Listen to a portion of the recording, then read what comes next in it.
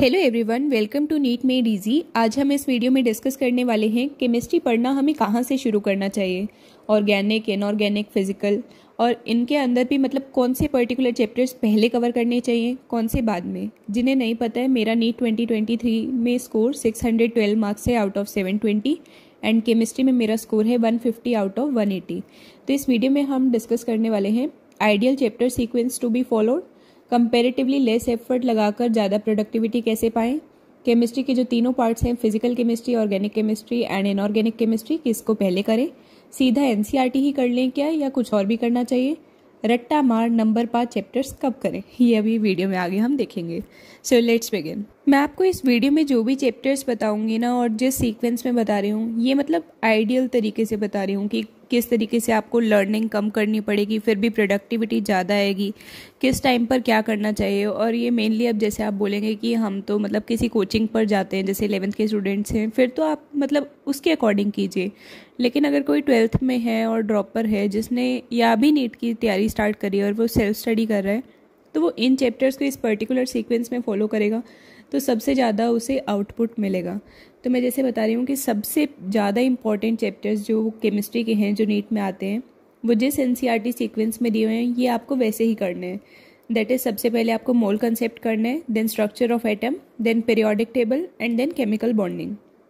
तो जो स्टार्टिंग के 2 चैप्टर्स हैं, mole concept and structure of atom, these are physical chemistry chapters, and periodic table and chemical bonding are the main chapters of the inorganic chemistry. अब आप बोलेंगे कि मैंने सिर्फ इन 4 चैप्टर्स को ही मोस्ट इंपॉर्टेंट क्यों बोला, जीओसी भी तो बहुत इंपॉर्टेंट है। वो जब हम ऑर्गेनिक करेंगे ना उसको तभी करने का फ़ायदा है, लेकिन इन्हें आपको पहले ही करना पड़ेगा। और ये जो 4 चैप्टर है ना, आप मेरी बात मानना, ये आप कर लोगे ना, मतलब केमिस्ट्री काफ़ी टेंशन ख़त्म हो जाती है इनसे।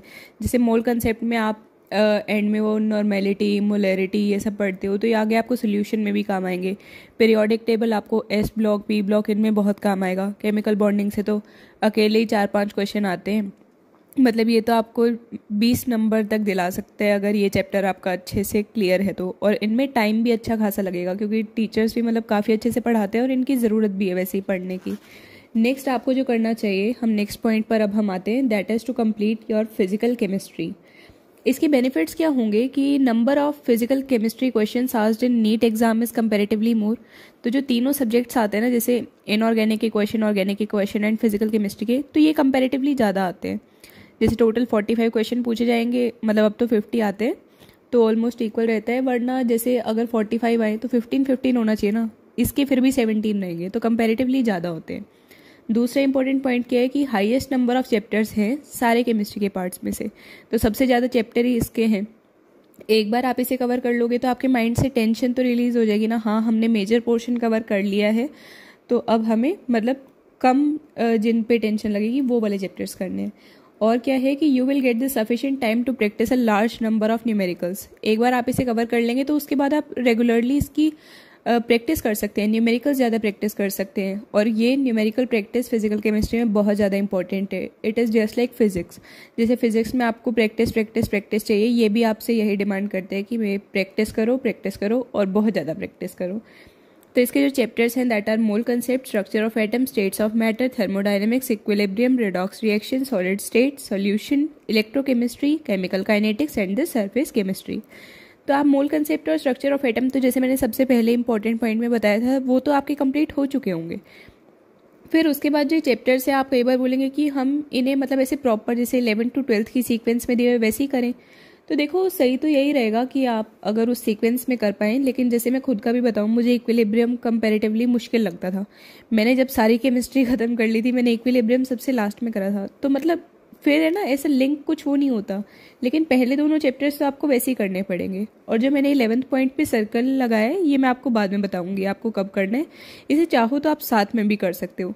तो ये सारे चैप्टर्स आपको बहुत अच्छे से करने हैं, इनकी बहुत अच्छे से आपकी प्रैक्टिस होनी चाहिए, अच्छे से आपको लेक्चर्स अटेंड करने हैं, सीधा एनसीईआरटी नहीं पढ़नी है इस सब्जेक्ट में आपको। ओके, तो अब हम नेक्स्ट आते हैं 3rd पॉइंट पर, that is to complete your full organic chemistry. देखो, ऑर्गेनिक केमिस्ट्री को फिजिकल केमिस्ट्री के बाद करने का ये फ़ायदा है, मेन तो जो मेन बेनिफिट्स हैं, दैट इज़ इसमें आपको अंडरस्टैंडिंग भी चाहिए और इसमें आपको लर्निंग पार्ट भी चाहिए, दोनों का मिक्सचर है। You can't understand class 12th organic without the proper concept clearance of the class 11th organic. तो दोनों आपको सीक्वेंस में ही करने पड़ेंगे। जैसे कई बार 12th के स्टूडेंट्स भी होते हैं तो उन्हें जब 12th की ऑर्गेनिक पढ़ाते हैं तो वो ढंग से नहीं कवर कर पाते अगर उन्होंने 11th की अच्छे से नहीं कवर की हुई। तो हमेशा जब भी 12th की ऑर्गेनिक शुरू होती है तो उससे पहले टीचर्स 11th की ऑर्गेनिक पढ़ाते हैं। तो आप अगर सेल्फ स्टडी कर रहे हो या ड्रॉपर हो, आपके पास तो चॉइस है ना, खुद ही सीधा ही ऑर्गेनिक मतलब सीक्वेंस में ही पूरी करो। आपको ये नहीं करना है आप बीच में हाइड्रोकार्बन कर रहे हो देन IUPAC उठा रहे हो फिर आप एल्डिहाइड कर रहे हो, नहीं, आपको इसमें तो प्रॉपर सीक्वेंस ही फॉलो करनी पड़ेगी। तो इसमें आपको प्रैक्टिस भी चाहिए और लर्निंग भी। It is just like physical chemistry plus inorganic chemistry.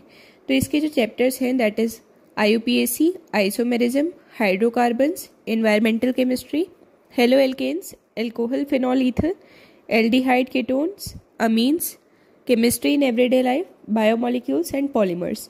तो इनमें आपको ये सारे चैप्टर्स जिस सीक्वेंस में लिखे हुए हैं नंबरिंग में वैसे ही फॉलो करने, एक्सेप्ट जो मैंने सर्कल किए हुए हैं। इन सर्कल किए हुए पॉइंट्स के बारे में मैं बाद में बात करूंगी, लेकिन जो बाकी मैंने जिस सीक्वेंस में करे हैं वो वैसे ही करने हैं। और सॉरी, मैं बीच में आइसोमेरिज्म के बाद GOC लिखना भूल गई, वो भी आप नोट कर लेना।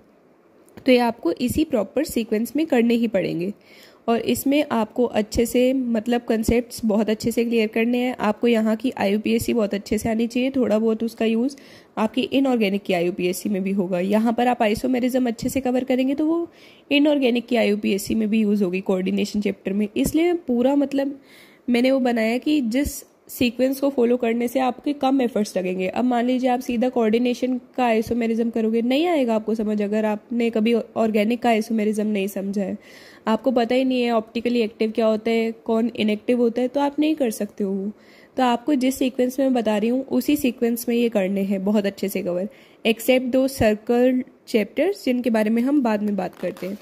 सो अब हम आते हैं next that is 4th point पर, दैट इज़ फाइनली अब आप जब फिजिकल केमिस्ट्री और ऑर्गेनिक केमिस्ट्री कवर कर चुके हैं तो अब आप अपनी इनऑर्गेनिक केमिस्ट्री कवर कर सकते हैं। इसमें मेन क्या है कि लर्निंग का पोर्शन है। इनऑर्गेनिक में मेन आपको लर्निंग करनी है। मेन लर्निंग में क्यों बोल रही हूँ, अब आप बोलोगे पीरियोडिक टेबल और केमिकल बॉन्डिंग में तो समझने का भी बहुत था, हाँ, लेकिन वो तो हम पहले के 4 चैप्टर्स में कवर कर चुके हैं ना।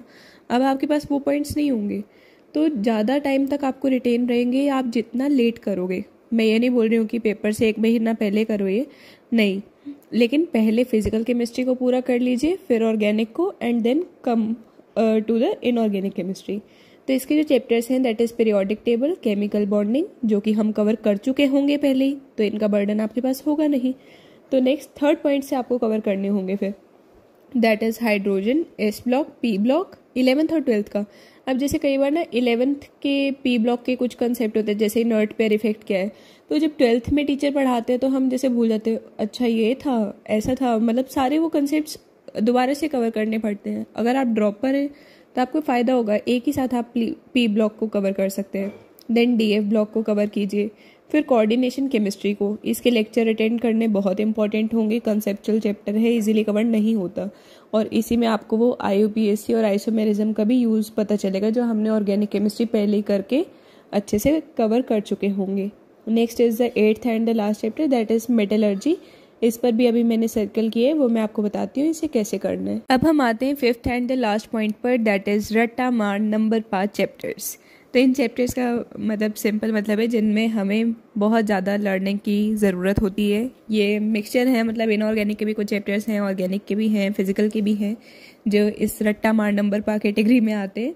इनके बेनिफिट्स क्या है कि क्वेश्चन आना तो देखो पक्का ही है, 100% है कि क्वेश्चन आता ही आता है हर चैप्टर से एक क्वेश्चन। तो इन्हें लास्ट में करोगे तो उतना ही ज़्यादा याद रहेंगे ना। हाँ, लेकिन ये नहीं कि हाँ हम इन्हें पेपर से 10 दिन पहले करेंगे उतना याद रहेगा, नहीं, इतना तो में वो नहीं होता। मतलब आपको बाकी सारी चीज़ें कवर करके इन्हें सबसे लास्ट में करना है। तो ये जो वही मैंने आपको सर्कल जो करे थे चैप्टर्स, ये वही चैप्टर्स है that is surface chemistry, metallurgy, environmental chemistry, chemistry in everyday life, biomolecules and polymers.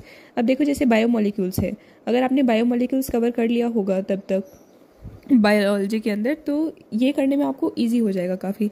ऐसे अब एनवायरमेंटल केमिस्ट्री में भी आपको एनवायरमेंटल पोल्यूशन वगैरह आएगा तो वो बायो में आप तब तक एनवायरमेंटल इश्यूज़ कवर कर चुके होंगे तो थोड़ा उधर से इजी हो जाएगा। केमिस्ट्री इन एवरीडे लाइफ में ड्रग्स वगैरह आएंगे, पॉलीमर्स थोड़ा रट्टे मारने का चैप्टर है। मतलब ये सारे ऐसे चैप्टर हैं जिनसे एक के क्वेश्चन तो पक्का है देखो आना है। और मतलब मेनली इनमें लर्निंग ही लर्निंग है, इनके लिए आपको NCERT बहुत अच्छे से करनी पड़ेगी और मेनली NCERT ही करनी है। सरफेस केमिस्ट्री में थोड़ा बहुत जैसे गोल्ड नंबर वगैरह कुछ आता है, तो उसके लिए आपको लेक्चर्स भी लगाने हैं, लेकिन मेनली रट्टे मारने के चैप्टर्स है तो इन्हें आप एंड में कर सकते हो, मतलब मैंने ये बताया। तो फाइनली वीडियो ख़त्म होती है। ये आइडियल सीक्वेंस है जो आपको फॉलो करनी चाहिए। ये मैंने खुद फॉलो की है अपने ड्रॉप ईयर में, और मेरा स्कोर 150 है आउट ऑफ 180। और फुल केमिस्ट्री की स्ट्रेटजी वीडियो भी जल्दी आएगी हर सब्जेक्ट की प्रॉपर, कि इनऑर्गेनिक से कैसे डील करें, ऑर्गेनिक से और फिजिकल केमिस्ट्री से। लेकिन पहले आपको प्रॉपर सीक्वेंस पता होना ज़रूरी था, इसलिए मैंने वीडियो बनाई। So thank you so much and kindly write your reviews about these videos in the comment section.